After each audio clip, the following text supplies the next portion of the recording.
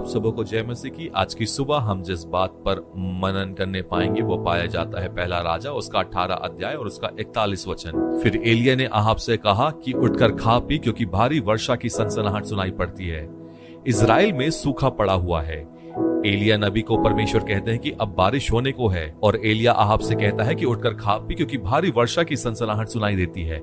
जब परमेश्वर आपसे कुछ कहता है तो बाकी लोग नहीं देख सकते, लेकिन विश्वास के साथ आप उन बातों को सुन लेंगे और आत्मा की आंखों से उन बातों को देख भी सकते हैं। देखिए, 3 वर्षों से यहाँ पर बारिश नहीं हुई है। अब यहाँ की परिस्थिति को देखिए ना, हर तरफ सूखा है। लोग पिछले 3 वर्षों से बारिश के इंतजार में हैं कि शायद इस वर्ष बारिश होगी, लेकिन बारिश नहीं होती और एक सूखा उस स्थान पर पाया जाता है। शायद कई लोगों ने मन में मान भी लिया होगा कि अब तो बस ऐसा ही रहेगा, और हमें भी तो ऐसा ही लगता है कई बार कि हम अपने हालातों की ओर, अपनी परिस्थितियों की ओर देखते हैं कि शायद अब कुछ नहीं बदलेगा।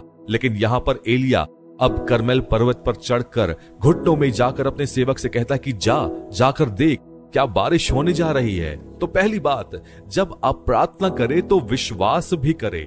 एलिय्याह ने कहा अपने सेवक को जाकर देख।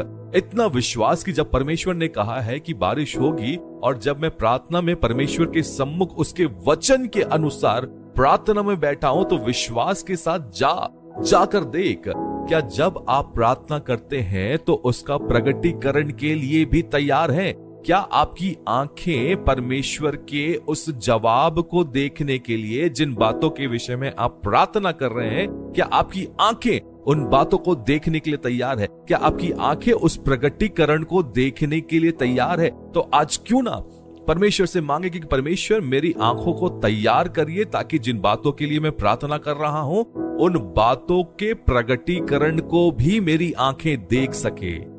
दूसरी बात, विश्वास में अपने कदमों को भी बढ़ाइए। उस सेवक ने जाकर देखा और वापस आ गया कि कुछ नहीं दिख रहा है, आसमान खाली है। लेकिन फिर बोला जाकर देख, फिर से देख। हो सकता है आज आप किसी आदत से, बुरी लत से, या किसी बुराइयों की बातों से, असफलता से और विभिन्न प्रकार की बातों से, अपनी नौकरी से, पढ़ाई से, या फिर सेवकाई ही क्यों ना हो, निराश हो सकते हैं।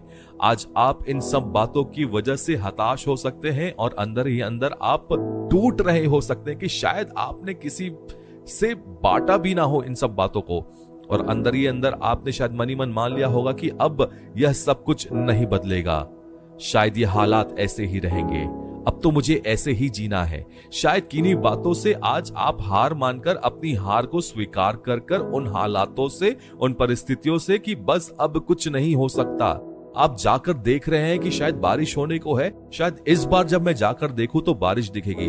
लेकिन प्रभु के लोगों, विश्वास में बने रहिए। और मैं आज आपको उत्साहित कर कहना चाहूंगा कि धर्मी 7 बार गिरता तो है, लेकिन फिर उठ खड़े होता है। शायद मैं आज निराश हो सकता हूं, लेकिन मैंने पहली बार देखा, कुछ नहीं पाया। दूसरी बार देखा और बारिश के कोई आसार नहीं है। तीसरी बार मैं फिर से खाली हाथ वापस आ सकता हूं। तीसरी बार, चौथी बार, 5वीं बार और 6ठी बार भी मुझे आसमान खाली नजर आ सकता है, हर तरफ फिर से वही सूखापन नजर आ सकता है। लेकिन 7वीं बार में कुछ ऐसा होगा जो मेरे विश्वास को एक नए स्तर पर लेकर जाने वाला है। मेरे कहने का मतलब यह नहीं है कि परमेश्वर 7 बार में ही जवाब देते हैं, नहीं, ऐसा बिल्कुल नहीं है। लेकिन जो मैं आपसे कहना चाहता हूं कि वह सेवक एलिय्याह की बातों में विश्वास योग्य बना रहा और 7 बार जाकर देखता रहा। आज मैं और आप भी परमेश्वर की बातों में विश्वास योग्य बने रहें। एक बार और, जी हां, एक बार और अपनी आंखों को स्वर्ग की ओर लगाइए, अपने कदमों को एक बार और उठाइए और आप उस प्रगटीकरण को देखने पाएंगे। तीसरी और अंतिम बात, जिस बारिश को एलिय्याह आत्मा में देख और सुन पा रहा था, उसे अब 7वीं बार वह सेवक आकर कहता है कि मनुष्य के हाथ के बराबर का एक बादल दिखाई पड़ता है।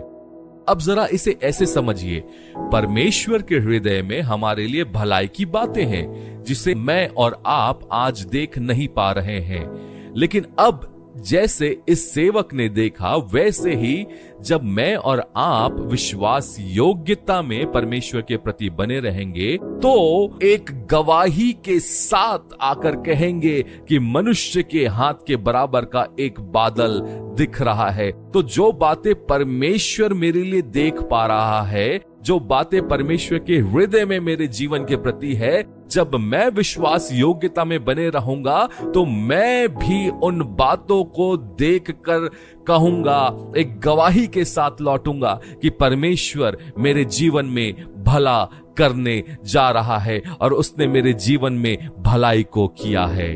वह खुदा सब कुछ नया कर सकता है, लेकिन क्या आज मैं और आप उसके उस प्रगटीकरण के लिए, उसके भलाई के प्रगटीकरण के लिए तैयार है? क्या मेरी आंखें उन बातों को देखने के लिए तैयार है? क्या मैं विश्वास योग्यता में बना हूं? परमेश्वर से मांगे कि खुदा मुझे अपनी हुजूरी में हमेशा बनाए रख। परमेश्वर आप सभी को आशीष देवे।